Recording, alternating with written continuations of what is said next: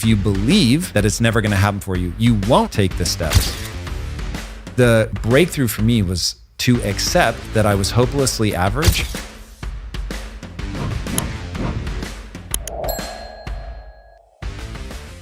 When I reflect on this idea of like choosing your beliefs, I think one of the things that people will come to front of mind is it's very hard to believe something if you don't have some kind of subjective evidence for that thing.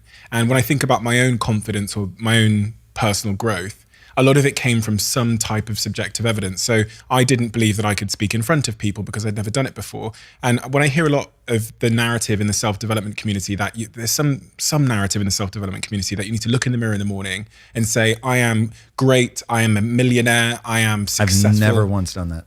Yeah, and this is the fine line I'm trying to understand is, why is that bullshit? Because that's someone apparently choosing or affirming that they are something. I don't think it actually is bullshit. It just isn't going to get you very far. So if what you're hung up on is you just can't ever fathom that being true, then saying it may begin to form this it erodes this lack of belief that it's possible. Now, my problem is when people think that just saying it out loud is going to make it come true. That for sure isn't true. So your behavior is ultimately all that matters. So if you make all the right decisions, but you absolutely think that it's impossible for you, but you still do the right things, you will win.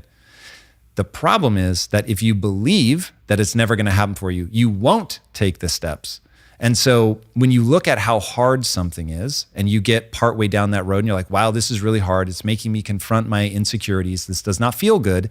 And I don't believe it's possible anyway. Then why would you keep going? And the answer is you wouldn't. And so nobody does. And so everybody who believes it's impossible and encounters the difficulties that success will demand of everybody, they stop 100% of the time.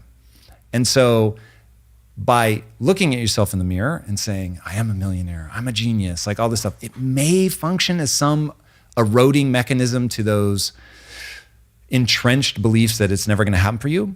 That would not work for me because there's a part of my brain that just screams, this is bullshit. This is bullshit. So for me, I had to align with what do I believe to be true about humans?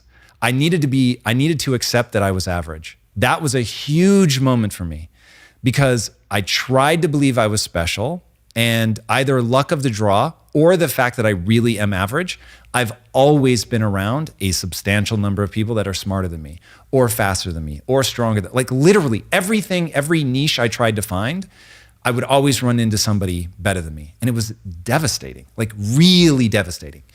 And the breakthrough for me was to accept that I was hopelessly average and that was still going to allow me to be successful.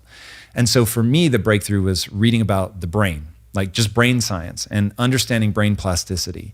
And so once I understood, whoa, your brain actually can change. So that means that just because I'm not good at something today doesn't mean I can't get good at it tomorrow. And so it was well, wait a second. If the average human is actually designed to get better, that is our fundamental design, not that I'm special, not that I'm smarter than anybody.